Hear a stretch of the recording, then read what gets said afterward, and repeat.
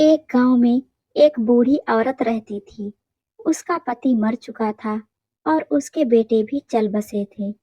उसका इस दुनिया में कोई नहीं था। रिश्तेदारों के नाम पर बस एक भतीजा था।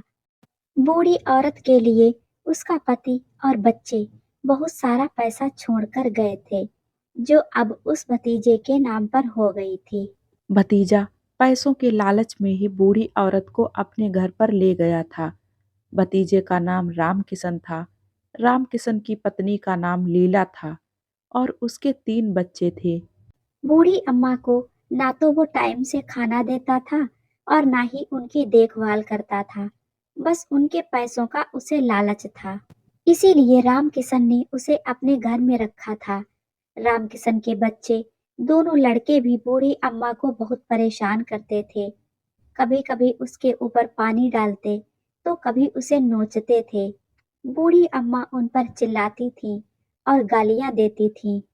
तब उसकी मम्मी उस बूढ़ी अम्मा को कुछ खाने के लिए नहीं देती थी। रामकिशन की पत्नी लीला बूढ़ी अम्मा को रात का बचा खुचा खाना देकर ताने मार देती थी और बोलती थी, ले बुढ़िया, खा ले। रामकिशन की बेटी बूढ़ी अम्मा से बहुत प्यार करती थी। वह चोरी छिपे अपने हिस्से की मिठाई और खाना बूढ़ी अम्मा को दे देती थी। रामकिशन के बड़े बेटे की सगाई थी। औरतें अंदर नाच गाना कर रही थीं और ढोल बाजे बज रहे थे।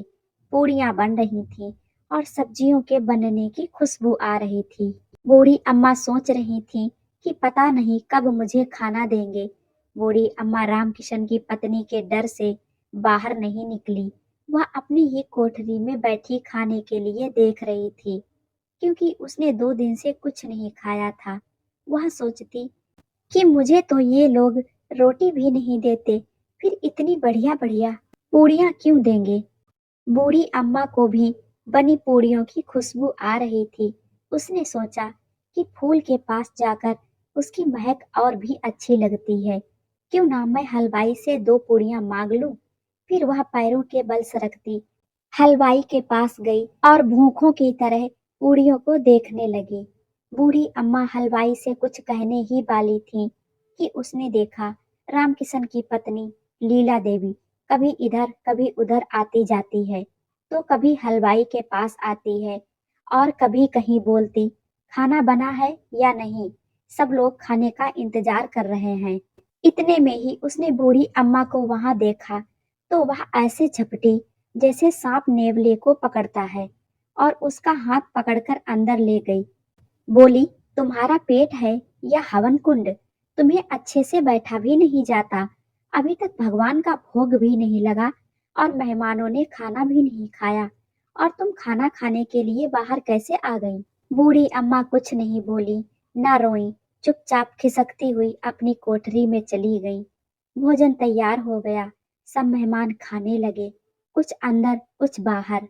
बूढ़ी अम्मा अपनी कोठरी में चली गई। बोली, मैं बाहर क्यों गई थी? मैंने बेकार में उसको गुस्सा दिला दिया और अब वो मुझे खाना भी नहीं देगी। उसके पेट में वो पूड़ियों की खुशबू बार बार आ रही थी।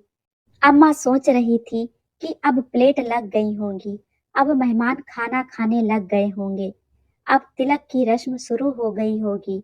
बूढ़ी अम्मा ने सोचा, अब बाहर जाकर देखती हूँ, अब तो सब काम करके चले गए होंगे। उससे नहीं रहा गया और वो वैसे ही दोबारा सरकती हुई बाहर आ गई। आकर देखा, अभी तो कोई उंगलियां चाट रहा था, कोई दही पी रहा था, कोई पूड़ियां खा रहा था, और उसमें से कुछ लोग अम्मा को देख रहे थे और बोले, अरे ये बुढ़िया कहाँ से आई है? इतने में राम किशन ने अम्मा को देख लिया। देखते ही उसने पूड़ियों का थाल नीचे रख दिया और गुस्से में बोला, तू यहाँ क्यों आई है? और घसीटते हुए वापस कोठरी में ले गया। रामकिशन की बेटी लाडली यह सब देख रही थी। उसे बड़ा दुख हुआ। वह चिल्लाई और बोली, अगर मेहमानों से पहले अम्मा खाना खा लेंगी तो क्या बिगड़ जाएगा?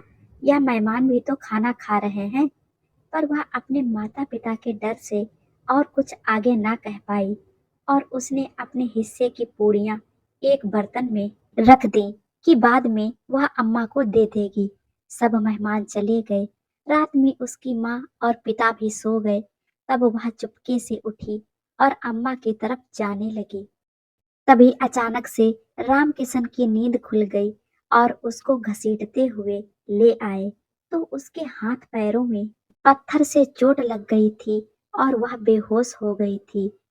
फिर थोड़ी देर बाद उसे जब होश आया तो वो अम्मा की कोठरी में पहुंची। इतने में ही बूढ़ी अम्मा को आने की आवाज सुनाई दी। उसने कहा, कौन है? लाडली बोली, अम्मा मैं हूँ, आपके लिए खाना लाई हूँ। बूढ़ी अम्मा बोली, ये खाना तुम्हारी माँ ने दिया है। लाडली बोली, नहीं, ये तो मेरे हिस्से की पूड़ियाँ हैं। अम्मा ने वो जल्दी जल्दी से पूड़ियाँ खाईं और उन पूड़ियों को खाकर अम्मा को और भूख लगने लगी। बोली, लाडली बेटा और पूड़ियाँ ले आओ। लाडली बोली, अम्मा मुझे मम्मी मारेगी। अम्मा बोली, तो मुझे वहां ले चलो जहां सब मेहमानों ने खाना खाया था। लाडली अम्मा को वहां ले गई।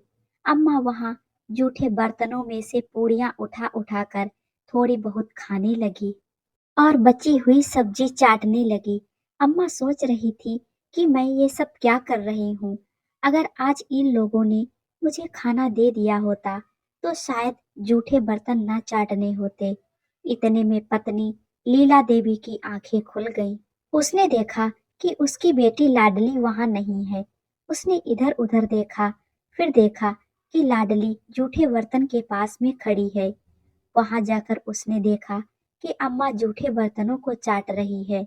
उसने सोचा कि एक पंडिताइन आज मेरी वजह से जूठे बर्तन चाट रही है। आज मेरे बेटे की सगाई थी। मैंने लाखों को खाना खिलाया पर उसी को नहीं खिलाया जिसके पैसों पर मैं जिंदा हूँ, जिसके पैसों से मैं ऐश कर रही हूँ। उसे बड़ा बुरा लगा।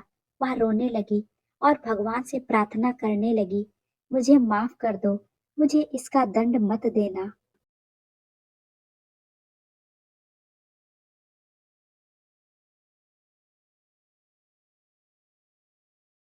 वो वापस अंदर गई और एक थाली में सारा भोजन लगाकर अम्मा के पास बैठकर बोली, लो अम्मा, मुझे माफ कर दो और खाना खा लो। जैसे एक बच्चे को टॉफी देने से वो बहल जाता है, उसी तरह से अम्मा भी खाने की थाली को देखकर सब कुछ भूल गईं और उसने उसे माफ कर दिया। दोस्तों, कैसी लगी ये कहानी? प्लीज मुझे कमेंट बॉक्स में कमेंट करके जरूर बताएं। साथ में वीडियो को लाइक, शेयर और चैनल को सब्सक्राइब करना बिल्कुल ना भूलें। मिलते हैं एक और नई कहानी के साथ में। Thank you.